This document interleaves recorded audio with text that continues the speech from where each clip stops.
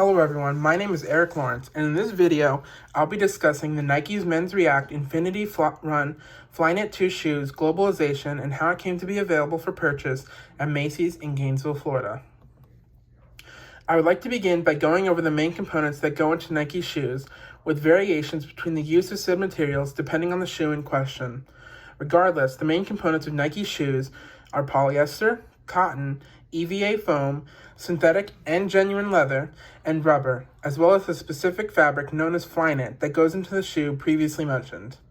Now let us look in detail at each part of Nike's shoes. The polyester that Nike uses in the production of its shoes is 19% from recycled materials. This recycled polyester comes from water bottles, of which Nike helped recycle 82 million in 2010, and continues to use in the production of its shoes.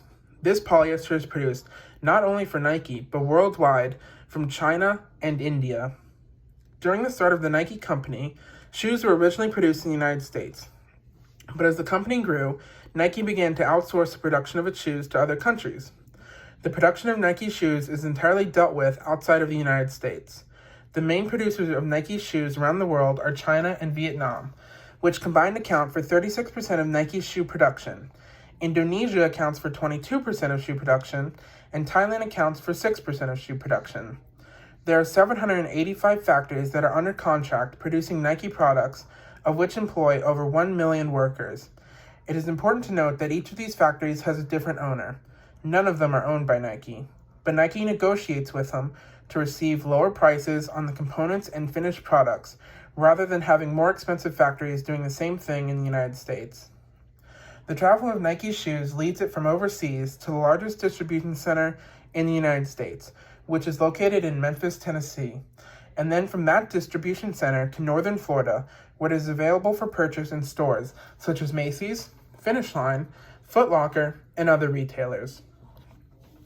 Nike gets most of its organic cotton, that is, cotton that is free from pesticides, fertilizers, or any other defoliant from countries such as China, India, Turkey, and the United States. While Nike strives to be an increasingly environmentally friendly company, in 2016, Nike ran into a problem with its use of water, as a third of it was used for watering cotton fields and other aspects of production. Strides have been made, as in the following year, 24 billion liters of water had been saved. As mentioned before, use of the materials and production of the final product takes place outside of the United States and is imported into the country as a final product, and then distributed throughout the United States. 70% of the rubber that Nike uses for its shoes is considered environmentally preferred. This rubber was introduced in 2002 and is produced from the use of benign accelerators and vegetable oils. The processing of the rubber was also changed to make it more environmentally preferred. The rubber that Nike implements in its shoes is produced in Thailand, Indonesia, and Malaysia.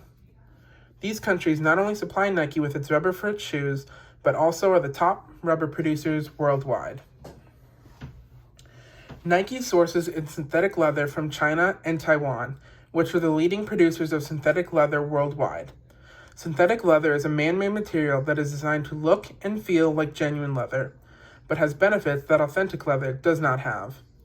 The pros of using synthetic leather over authentic leather range from cheaper production costs for the company, a more breathable material for the customers, and synthetic leather is easier to clean when compared to authentic leather. Nike does incorporate genuine leather into some of its products. This leather is what is considered LWG leather, which is leather that is sourced from the Leather Working Group, which is a group of distributors, manufacturers, and others that have developed a more environmentally friendly protocol for leather manufacturing. This leather comes from producers in China and Vietnam. Nike is one of the largest users of white leather and allies itself with tanners and other distributors to be more efficient. EVA foam, or ethylene vinyl acetate, is commonly used for Nike shoes midsoles. This material is one of the most environmentally friendly components used for its shoes and is sourced from China. The benefits of EVA foam as a midsole for Nike shoes include flexibility, thermal insulation, shock absorbance qualities, resistance to stress cracking, and low liquid absorption. The introduction of this material revolutionized the look and feel of Nike shoes ever since it was popularized in the 1970s.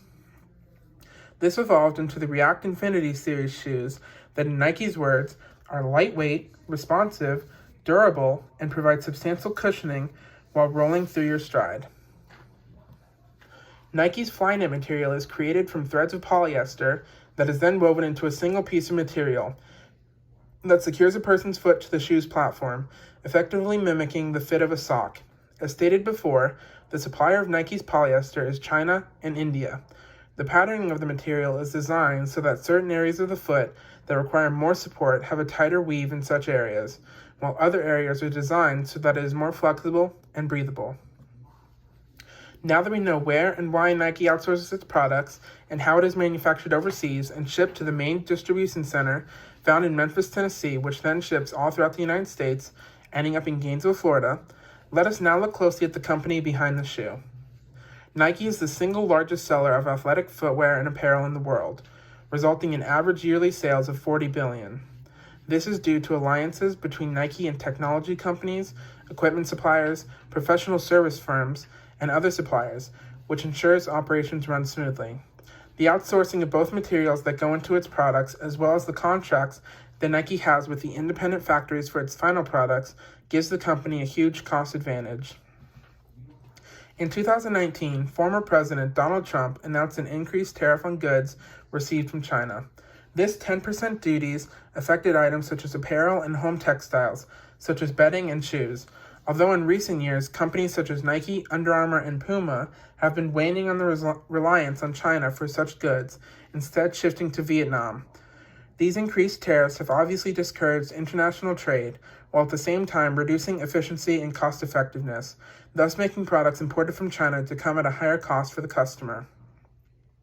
While a new administration has come into the White House, these trade tariffs remain. The U.S.-Vietnam bilateral trade agreement, when put in place in 2001, put products from Vietnam down from 40% tariffs to as low as 3%. Thus why Nike has shifted to Vietnam as a main supplier of its products in an effort to keep profits from plummeting.